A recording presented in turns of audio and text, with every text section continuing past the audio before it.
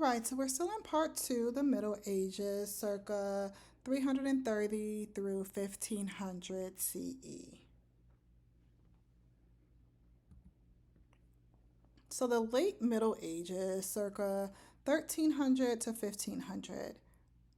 As a result of trade, specific textile trades, commerce, and industry, urban areas and populations grew during this period. The lines that clearly identified class became less pronounced as more people were able to afford luxuries and fashionable clothing.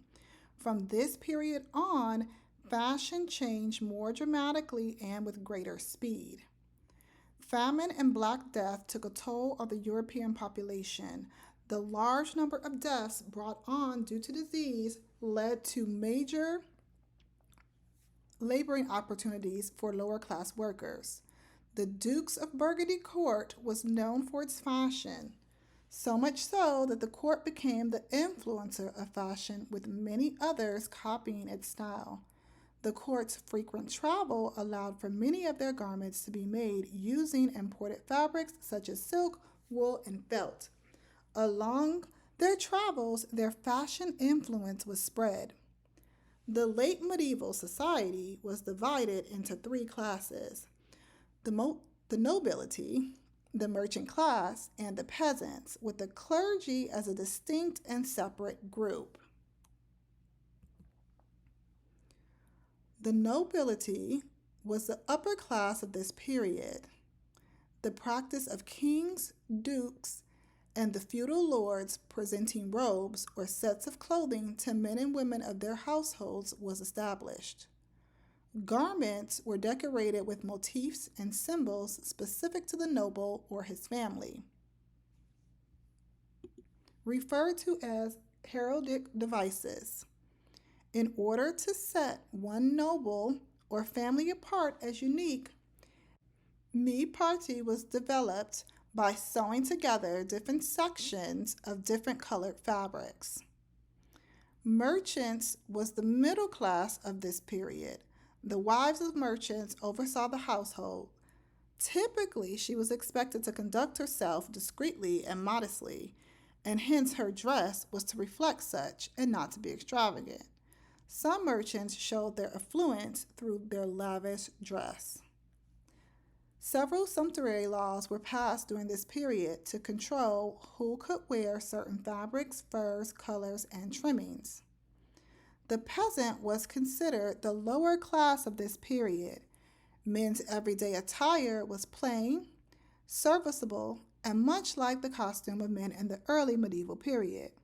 It consisted of a tunic, belted at the waist, stockings, and a cloak. Wooden clogs, heavy boots, and hats were also part of their costume. Women wore a gown with a closely fitted bodice and a skirt with moderate fullness. 14th century costume. Styles for men shifted around 1340. Short skirts were now worn by men of all classes. New garments such as pourpoints, cote-hardies, and houppelans were introduced, and variations were made to earlier forms.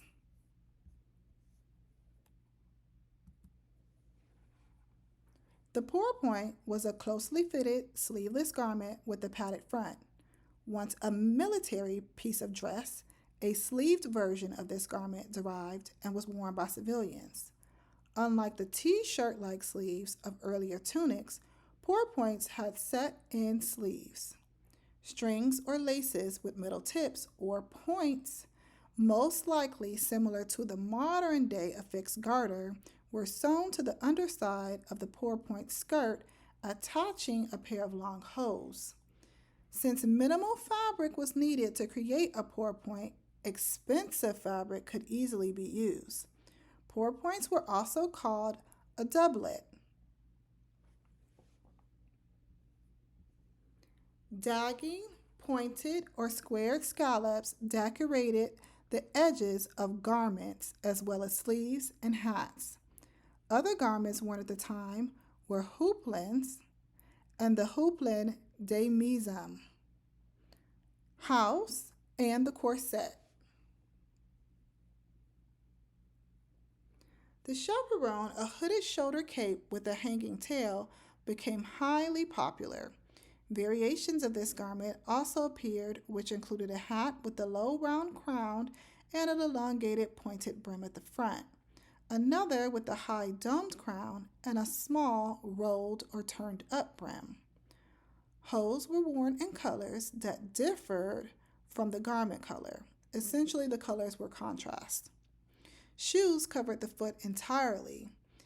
They had exaggerated, pointed toes that remained in fashion.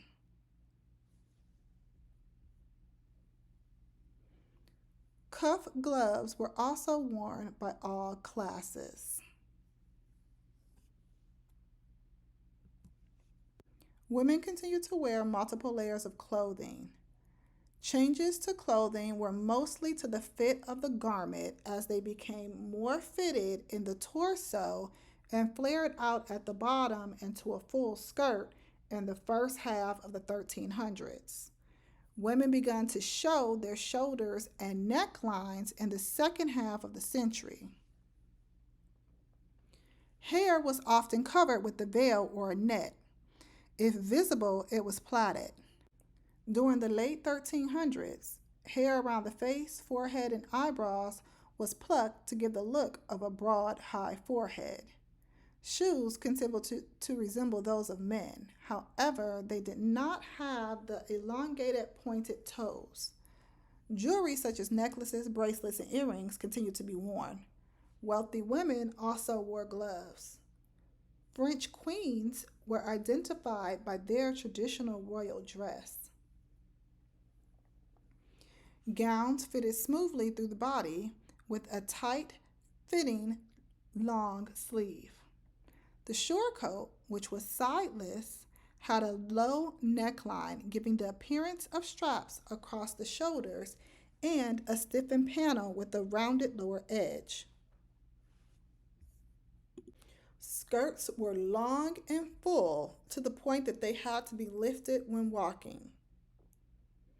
A vertical line of decorative brooches, referred to as byzants, which were jewel-like ornaments stamped from gold, were placed on the front of the play card.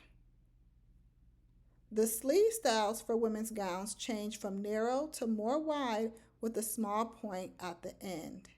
Sumptuary laws attempted to control the type of fur that could be used as lining in garments for the winter. Hairstyles and hair coverings were wide. Hair was often covered with a veil or a net, and if visible, it was plaited. 15th century costume. The styles covered in this century reflect Northern Europe, particularly France and England. Many of the garment styles from the previous century remain the same for the most part. However, the terms used to describe them changes. In some instances, garments were modified.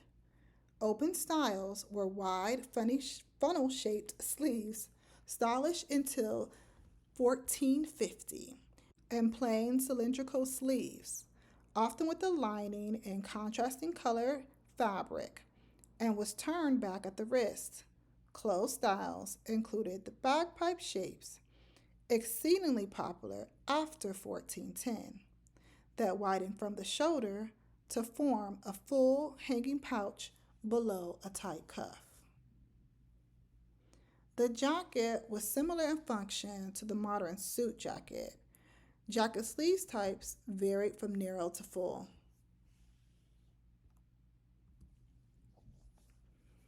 A few new hairstyles emerged, including the bowl crop and the page boy.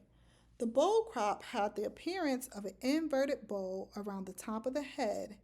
Below the cut hair, the neck was shaven. After 1465, the page boy look came into style. This cut was longer than a bowl crop. Caped hoods were no longer considered in style. The sugarloaf hat emerged. Its name derived from the way in which sugar was produced and sold. Joined hose made with leather soles dominated during this period. Hose was worn indoors and outdoors. Lower class men wore knee or mid calf length stockings. Shoes were pointed. However, towards the end of the century, the shape of shoes became more rounded. Pattens were used to raise the shoe as a means of protection against bad weather. In the first half of the century, a man's belt was his prized possession. To deprive him of his belt was to humiliate him. By the second half of the century, belts had less importance. Smocks were worn as an undermost garment. The gown worn on top of a smock began to have various styles in the second half of the century, having a soft, gathered fullness and a deep V at the bodice. The depth of the V generally required a modesty piece. Another form of the gown was the rock. This loose-fitted gown may have also been referred to as a frock. This still was seen infrequently. The sleeves of houppelans varied, consisting of huge funnel shapes to plain tubular sleeves called bagpipe sleeves. Hair was either worn covered or uncovered, depending on the status of women. Unmarried girls, brides, and queens at their coronation could uncover their head. All other respectable women kept their heads covered. High, smooth foreheads remained fashionable. Headdress in the first half of the century were padded, perhaps resembling double horns. In the second half of the century, they were tall and more fancy. Lower necklines made necklaces more important to the style of dress as they accentuated the neckline.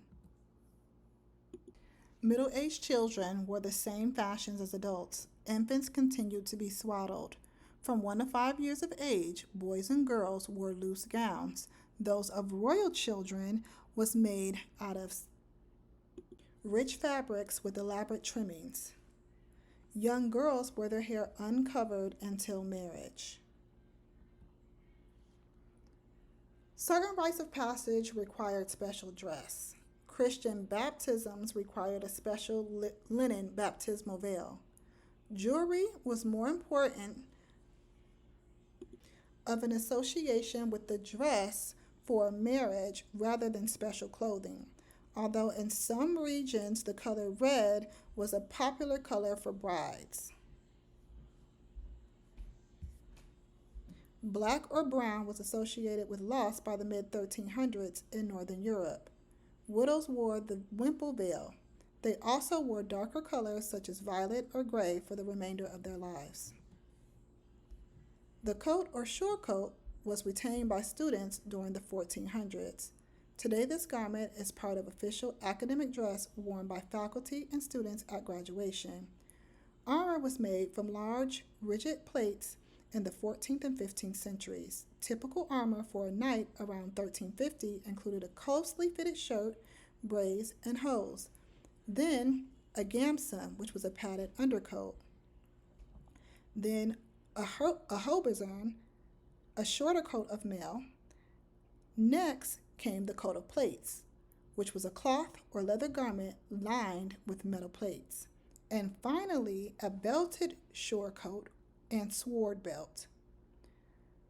The shape of the helmet became more rounded by the 1400s.